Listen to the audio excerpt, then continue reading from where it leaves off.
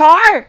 Hello mga kapabrian, this is Roy and you are watching again a short vlog about today's short episode. Ayan, today is Sunday, June, Diyos ko, petsa, June 8, 2025. And today, yan, linggo po tayo ngayon at tayo ngayon ay papasok. Yes, wala tayong rest day today. This week, tayo ay patuloy na nakakayod, dito sa Croatia. So, panghapon ulit ako ngayon at ako ay naghihintay ng bus. Ayan, as you can see, nandito tayo sa bus station. Nandito ako sa labas sa sobrang init sa loob. Diyos ko, matotosta ako sa loob. So naghihintay lang ako ng bus. And then a day in my life again bilang isang store attendant ko dito sa Croatia. So I hope na masuportahan ninyo at masubaybayan ninyo ang ating bagong vlog for today.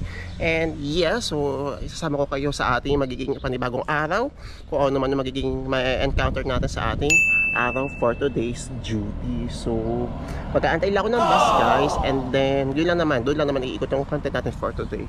Magkakamustahan lang tayo tungkol sa ating araw for this Sunday duty. So wait lang ako ng bus and then balita ko kayo mamaya. So,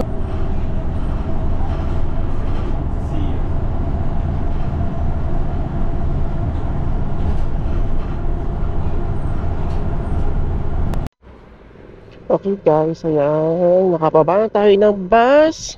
Okay, so dito ako sa station before yung store namin para makapaglakad-lakad naman tayo.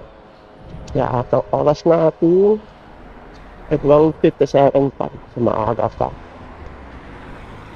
Lakad na tayo.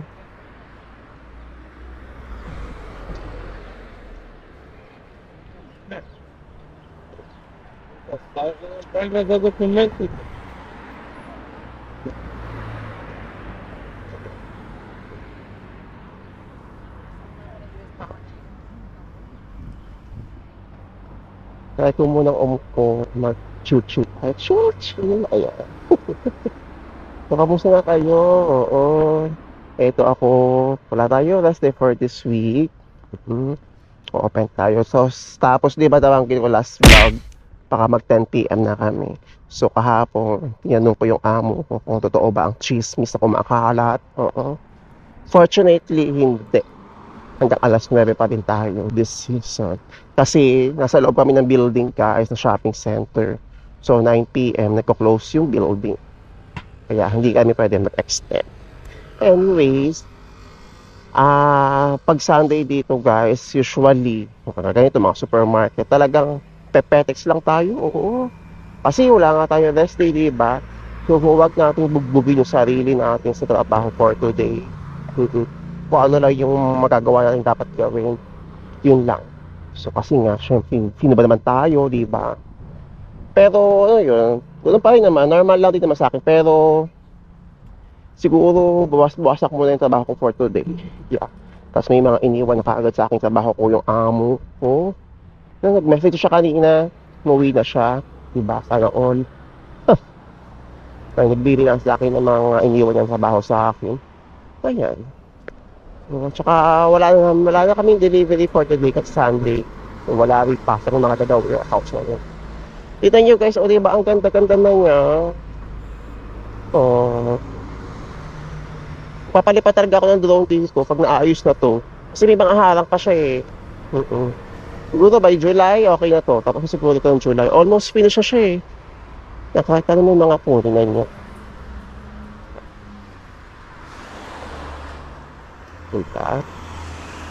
Ayan, so habang naglalakad tayo guys, pag-usapan natin, may nag-message sa akin kang isang araw. Hindi ko na lang babanggitin yung pangalan. 6 months siya dito sa Croatia. And then, pamilyado siya. First time niyang mag-abroad at sa Croatia yung first niya. Nag-message, nagtanong siya sa akin, paano ko nai-iraos yung homesickness, depression, mag-isa ka lang, namimiss mo na yung pamilya mo, diba? So, ako naman guys is hindi naman ako bihasa, hindi ako dakilang umaabot pa ng isang dekada sa abroad. 4 na taon na ako hindi umuwi ng Pilipinas. At doon sa 4 na taon na yun, napakadaming pagkakataon na sobrang gusto ko na rin umuwi. Diba? So, mapapayo tayo for today. Wait lang. Palampasin ko lang itong mga to. Okay, ayan. So, Ako, ang ginagawa ko talaga kapag nakaka-feel ako ng homesickness, no? Ganito ang ginagawa ko, nag-vlog ako. Sabi ko nga kay kuya, hanggat kaya mo magpakabisi ka. Pero wag naman ultimo papakabisi ka sa trabaho. Libangin mo yung sarili mo. Ang ganda-ganda ng Croatia, guys. Diba? Magdala kayo. I-take yung sarili ninyo. Bumili kayo ng pwede niyong bilhin. Kumain kayo sa labas.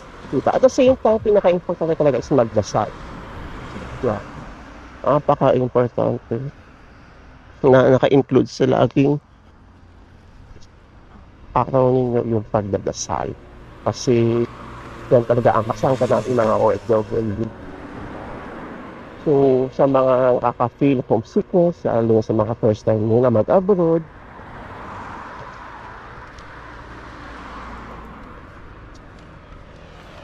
napipil ko kayo. Yakap. Tinanggal ko na yung camera sa pag-vlog. Anyway, so yun nga, sabi ko nga, normal lang sa pag-i OFW na makafeel tayo ng homesickness. Pero isipin natin lagi yung dahilan bakit tayo nag-abroad. Yes. Ito, sa Caraca, may Pinoy na nag-work dyan. Yes. At ang katagat ng Croatia, guys. And yeah, video ko lang ang sagot dyan. Kahit pa sabihin natin na apakalayo ang distansya ninyo sa pamilya ninyo. Yan, one call away lang ating mga pamilya sa Pilipinas. So, yakap sa iyo kuya and makaka-adjust ka din. Oo. At masasanay ka rin sa buhay na malayo sa pamilya. Ganun talaga. We have to sacrifice something for our family, diba? So, sana talaga is taga tayo dito lahat. So, nandito na ako malapit sa store, guys. Pero tayo ko muna pumunta ng park. Okay. Yeah. Upo muna ako dito. Mas napakaaga pa.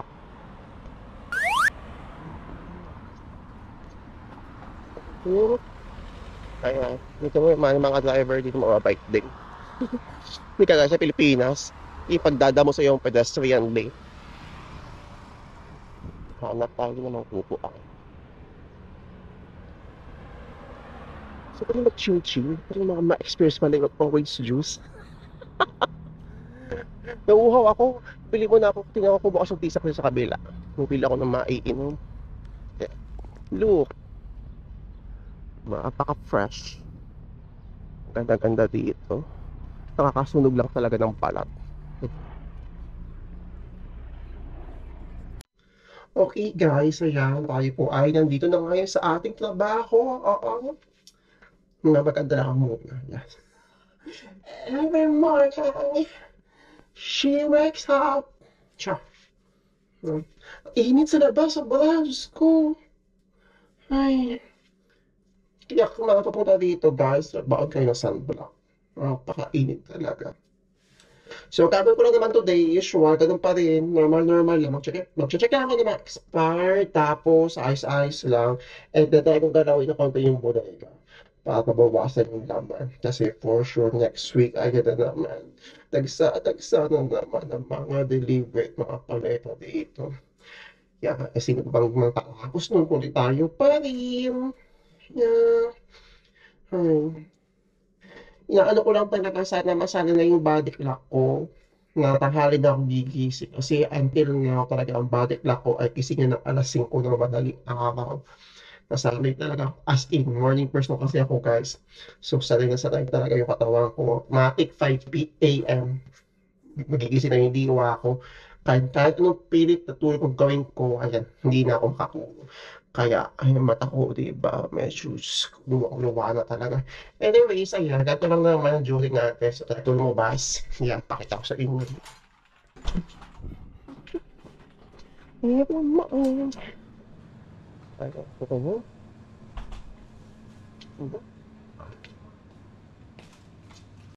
Ayan, may mga iniwan lang sa akin trabaho yung amo ko. Gagawin ko lang siya. So yun na, tapos na. Ang gabi pa tayo yung part ko. So konti lang naman yung iniwan niya sa akin na pakisuyo. Oo. Ayan, so mag-work muna ako guys. And then, balita ko kayo from time to time kung anong balita sa buhay natin. Oo. Yan. Tapos, pilitin ko maaga makatapos para mas bongga-bongga ang ating chikahan dito sa ating work. So, see you later. Ayan, guys! Finally, nakakita ko ng kabayan. Oh, si Ate Marita Gonzalez Kimberly, attorney, ano yung mga pangalan nito. Oh. So, as you can see sa kanyang uniform, diba? Siya ay sa dakilang store attendant din. Yeah, so I will take this opportunity dahil actually, hindi pa ito yung main content natin dalawa, ha? Kasi syempre biglaan lang naman to. Ang gusto kong main content na gawin natin ay we are bonding together. Diba? So, fresh from... Oo, kaso suntok sa buwan talaga yung schedule namin, guys. Hindi kami magtugma. Ayaw ang tadhana pa ngayon, oo. But fresh from duty si bakla. Ba? Kita naka-uniform pa yan. So, Ming, ito na. Diyos ko, ang tanong ng sambayan ng Pilipino. Oo, saan ka ba? Paano ka ba nakapunta dito? Galing ng Premier Global. Galing ng Pinas. Galing ng Pinas. So, mag-apply na kayo sa Premier Global. Mas maganda. So, ang work mo dito ay sa Ribola. Sa Ribola, store attendant. So, kamusta naman so far trabaho? Maganda naman. Kamusta 7 mga hours. katrabaho mo? Maganda. 7 hours duty. Tapos, may 5 hours duty sa isang linggo. Isang linggo din na, ano. So, bakit? Ano yung nag-udyok sa'yo? Makapag-apply, makapagtrabaho ka dito sa Croatia? Dito, ano lang. Parang, nag-apply lang ako pero sa Kuwait talaga yung, ano ko, gusto ko sana. Malaking offer, tsaka maganda din yung position na inaalok. Kaso nag-ban. Pero in-expect mo ba somehow, na makakapag-Croatia ka? Hindi. Hindi talaga. Oo. Kasi na ano ko, pinaglalaban ko talaga yung sa Kuwait Bay. Kasi yung position, tsaka yung... Bali guys, si Ate Marita kasi ay isa sa mga taga-subaybay din natin. Thank you so much. Nung nakita ko siya, sabi ko talaga, Brian! As in, Thank you so much talaga, te. Ayan. ay, may chika ko, be. Ito, yung chika ko. Kasi sobrang sikreto ko, hindi ko siya sinabi. Alam mo ba ang nangyari? Nakita yung mga vlogs mo ng kaibigan ko, sabi niya, Ate Marita, nandiyan ka pala, tapos ganyan. Sabi ko, paano mo nalaman? Nanonood din ako sa kay Brian. Shit, ang daming nanonood. Di ba nagsasabi sa inyo, kahit nandito ka na? Hindi ako nagsabi kahit kaninong kaibigan. Tapos sabi niya, oh my God, nakita kita sa vlog ni Brian. Tapos, yung mga nandito din sa split ngayon, sabi niya, te, nakita din kita. Sabi niya, kay Brian, nanonood din ako niyan, 1 year na, sabi ko siya. Kasalanan ko pa pala, bakit nabuking ang sikreto? Kaya nga, kasalanan mo talaga. Bakit nabuking na nandito ako? Kasi, sa makapunta ka dito, wala kang sinasabi. Wala. Family ko lang, ganyan. Tapos, siguro, yung mga nasa Qatar, kasi galing din ako Qatar, diba? Pareho tayo, alam mo yan. Tapos sabi ko, oh my God, hindi ko sasabihin kahit kanina. Tapos nung nabuking ako, dahil sa'yo. So guys, opportunities yun na, napakabait ni Brian. Pero, te, ito pala, tanong ko pala sa'yo. How was your experience during your application? Smooth. Napakabilis. Siguro kung para sa'yo, para sa'yo. Napakabilis. Siguro mga ilang months lang. Mga 3 months lang kami nakaalis na agad. Ano masasabi mo doon sa mga nagpo-frustrate na ang tagal-tagal na processing sa kanila? Mag-antay lang kayo kung sa'yo, sa inyo talaga. Tsaka, ano, basta maganda dito. So, again guys, short vlog lang to kasi pauwi pa si Bakla. Ayoko namang usapin na kanya pahinga. Yan. Bilang short interview lang naman to sa'yo, ano yung gusto mong sabihin sa mga aspiring applicants na gusto makapagtrabaho na Croatia? Okay. Pumunta kayo sa Premier Global, legit po yan. Tsaka, mag-apply kayo. Try lang. Marami kasi sila ng marami silang company. So, mag-apply lang kayo. So, bale, ilang pala kayong Pinoy na dito ngayon? 4 kaming magkakasama. Pero marami na din napaalis talaga si Premier Global. So, thank you, team. Pero hindi pa ito yung main content natin, ha? Ano tayo? TikTok tayo. Gagala tayo kapag meron tayong free time. Kasi, alam niyo naman, guys, naka-duty pa kaming dalawa. Yeah. Naka-duty pa kaming dalawa. So, we will plan. Hopefully talaga na magtugmang schedule natin. Ito na, guys. Hopefully magtugmang schedule natin. And thank you, ayan, sa mga... Oh, galing talaga. I-follow nyo to. Diyan kayo magtanong sa kayo sa TikTok. I will put down on the description kayong TikTok account. I-message si Ate Marita kung ano yung naging proseso niya para mas detalyado. Napaka-approachable. At panoorin nyo paano siya maging isang prinsesa ngayon. Yes, yun. Ito sa lubog. Yeah, look forward ng ating bonding together. Yeah. So, kasama si... Eloise. Ayun. Ilang pa tayo? Nandun na sa siblit ka na. Okay. Anyway, sa'yo na. Pauwi sa Bakla. Ayoko siya kabalay sa kanya. Pahinga. Happy weekend. Enjoy. Pag good night ka na. Matulog ka tayong lahat. Habang ako ay magtatrabaho pa hanggang ngayon.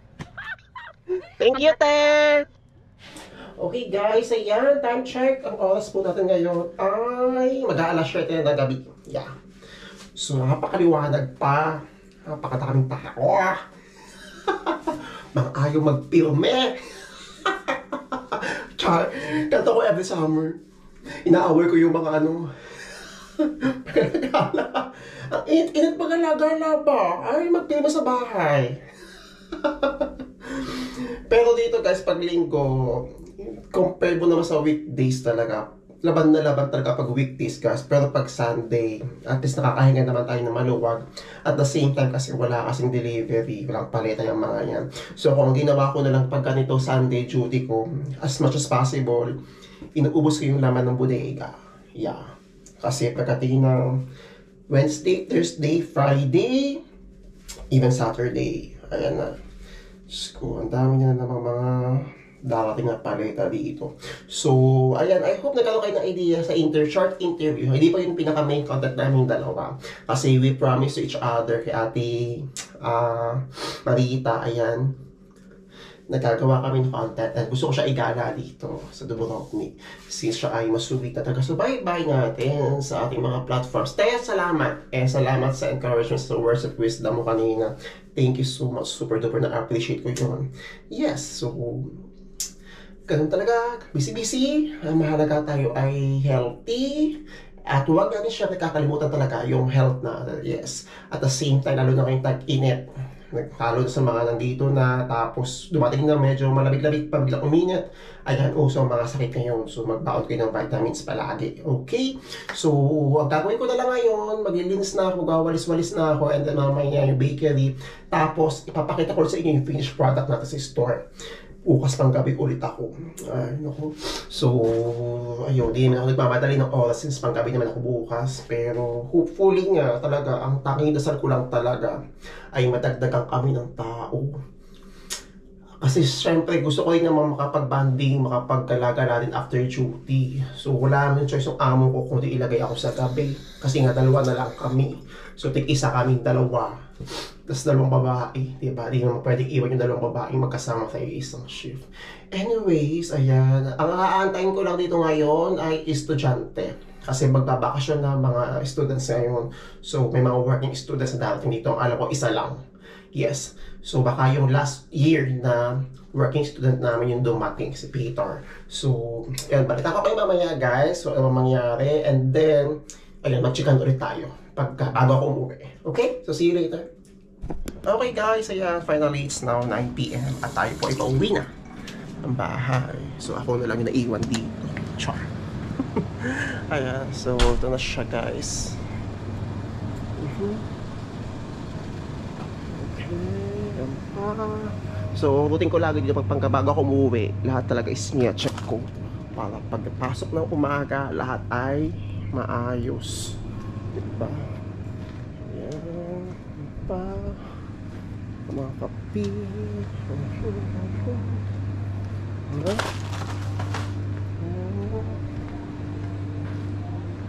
So, tapos na. Good night everyone. Bukas ulit. Papasok na naman tayo bukas. At panghapon na naman tayo. So, mag-aayos lang ako guys. Siguro yung papalit. Mag-aayos lang ako ng mga gamit ko makakalat dito. Itong bodega. Ayan, konting polish lang ako. Kasi bukas na daw ay may mga deliveries na naman. Okay. Ayan. So, paglabas ko, sikahan tayo ulit. Okay? See you later. Okay guys, ayan, tayo po ay naglalakad na papuntang main bus terminal. So maglakad-lakad tayo habang tayo ay nagkakwentuhan. Oo.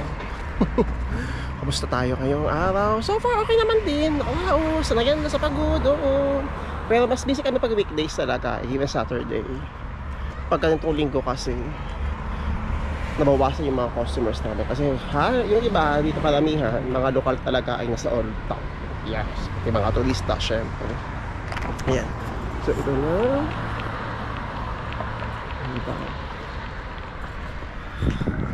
Sana din kayo sa pagod. So, alam nyo guys, ito payo ko lang. Sa mga, ang dami ko narinig yung mga message pa rin. Yeah. Actually, everyday. Na frustrate, napapagod na. Parang, alam mo yun, hindi kaya yung trabaho. Pandablo na bigla. Parang kumbaga gano'n. Hindi nila in-expect. na ganun yung magiging trabaho nila dito. Ever since naman guys, I'm doing vlogs, like kung minemensyo sa inyo na don't expect na you'll be working sa ano lang posisyon na ibinigay sa inyo.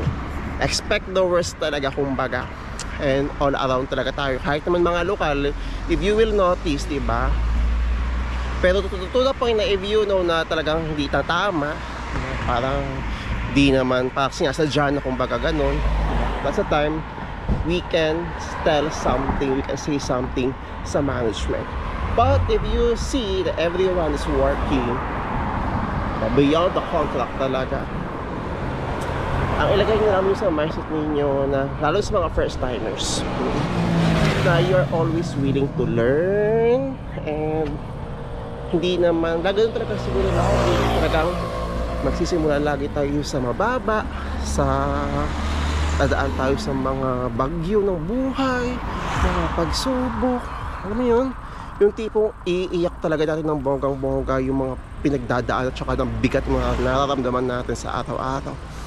But yun nga, ilagay yun sa mindset ninyo na kaya nyo, oo, na malalampasan nyo rin niya, makaka-adapt din kayo, diba? Masasanay kayo sa araw-araw. Maniwala kayo sa akin guys, ayoko namang ibita yung sarili ko, pero sa experience ko talaga, lalo na nung nagsimula ako sa Croatia guys, as in, diba kwento ko sa inyo, nag-work ako bilang isang runner, assistant waiter dito. Alam nyo talaga, umiiyak talaga ako sa banyo kasi sobra na talaga yung pagod ko, as in halos sumusuko na ako. Pero nung natapos ko yung season, na-receive ko yung tawag ito, yun, natapos ko yung season talaga, as in ang sarap sa feeling. Then so the following season, somehow I know, familiar na ako. The third season, okay na, ito na, ganun pa rin. And then pagdating ng fourth season talaga, ito na, diba? I'm still saying something na nakakapagod na. Pero siguro yun yung way ko para maibsan, or para at least somehow ma-lessen yung burdens, yung frustrations ko sa araw-araw. Kasi not everyday naman is as in parang walang araw na pumetics ako sa trabaho. I'm just so grateful din na somehow din, o di man somehow, talagang literal na nakikita ng amo yung trabaho natin. And yun din gusto ko yung parating sa inyo guys, na sometimes if you will feel down, frustrated, especially sa mga first time, ayan, normal, iiyak nyo lang, normal lang yan, iiyak nyo lahat ng mga frustrations ninyo, pero idaan nyo sa dasal, isurrender nyo lahat kay Lord yung mga nararamdaman ninyo, hindi lang sa Croatia, kung saan man kayo ngayon, lalo sa mga first time na nag-abroad, especially din kung kayo ay may mga pamilya na, di ba, first time mawalay sa pamilya. So yun lang, kasi ang magbe-benefit din naman dyan, hindi ako kita ba yan, ang magbe-benefit din dyan is kayo, kasi you are gaining a lot of experience sa mga araw-araw na na-encounter ninyo sa buhay, diba? So yun lang, wisdom lang din, kasi lalo na ngayon, di pa peak season na, uso na lang yung mga ganyan na tatouch ako doon sa mga kabayan na nag-o-open din sa akin, even though hindi tayo makakakilala ng personal, diba? So thank you so much. Yun ang lagi yung payo ko, dasal, idasal ninyo lahat, kasi si Lord lang talaga, alam yun, alam ni Lord yung hirap ninyo, and eventually makukuha na ninyo yung tamang timpla o discard ninyo sa buhay sa abroad. Okay? Anyways, ayan, so we're now here's the Konzu. Ito yung isa sa pinakamalaking supermarket dito sa Dubrovnik. Actually, hindi siya supermarket para hypermarket na to. Yung pinakamalapit sa main bus terminal. So, dito muna ako guys, kasi maaga pa naman. Ang oras natin ay 9:17. Tatambay muna ako dito kasi may liwanag. Ha? Ayan. So, ito yung port. Pakita ko sa inyo yung port. Ayan. Meron pa nang tanong sa akin, hindi ka pa boring mag-isa, Bray? Ay naku guys, I rather to stay alone. Kasi mas na-enjoy ko yung own company ko. Ewan ko kung ako lang, mas ano ako, although parang hindi ko naman kailangan ang ng companion ba everyday. Parang ganito lang, normal lang sa akin na ganitong buhay ko. And anyways, yung nga pa, comment din sa Facebook page ko na wala ba raw akong pinagsisihan dun sa pagpunta ko sa Croatia kasi nag-upload ako ng short video. Parang sa Pilipinas kasi guys, ang work ko ako ay isang airport passenger service agent. Yes, sa national carrier natin sa Pilipinas ako nag-work sa airport, sa Terminal 2. And then, ayun nga, parang nakakatuwa, nakaka-flatter din na although hindi ko tinitignan yung level ng trabaho na-curious sila, wala ba akong pagsisisi na ito yung trabaho ko ngayon, nagpunta ako dito. To be honest guys, lagi kong sasabi yan sa mga lagi nanonood ng mga vlogs ko, wala. Hindi talaga ako nagsisi na pumunta ako ng Croatia kasi talagang pangarap ko po talaga makapunta ng Europe. Walang specific country sa Europe. Gusto ko lang mapuntahan yung continent. And sobrang bonus talaga na naging Schengen si Croatia. So nandito pa rin ako and I'm on my way for 4 years na. And sobrang salamat sa mga nag-message sa akin. Kay Ate Sibel pala, yan, kaka-message ko lang kaya kanina. Salamat guys if you seeing my posts or my vlogs as somehow ayoko kasi nagbuto sa sariling bangko, pero salamat sa pag-appreciate po ng mga videos na ginagawa ko talaga. Na kahit tayo ay pagod sa trabaho, kahit tayo ay nagkakasakit, but we are still pushing ourselves to do our job for our family. And sana maging inspirasyon din. Although ayoko naman sabihin na kapag may sakit kayo, magtrabaho kayo, di ba? Ako naman kasi I know in myself na kaya ko pa. And hindi ako nahihiya talaga, nagkakargador ako dito. Wala akong pakialam kasi wala naman ako ginagawang masama. I'm doing my job. I'm doing my own business, di ba? So maraming salamat po talaga sa lahat ng mga words of wisdom, mga message, at pasasalamat din po ninyo. Ako rin po, taos pusong po ako nagpapasalamat sa inyong lahat. And yes, wala akong pinagsisisihan na ako ay pumunta dito sa Croatia. Hindi maganda ang naging, alam mo yun, araw-araw isa hindi naman ako 100%. Dumadaan din ako sa mga pagsubok sa buhay, nakakasakit din ako, may discrimination, but I'm still here. I'm still doing my own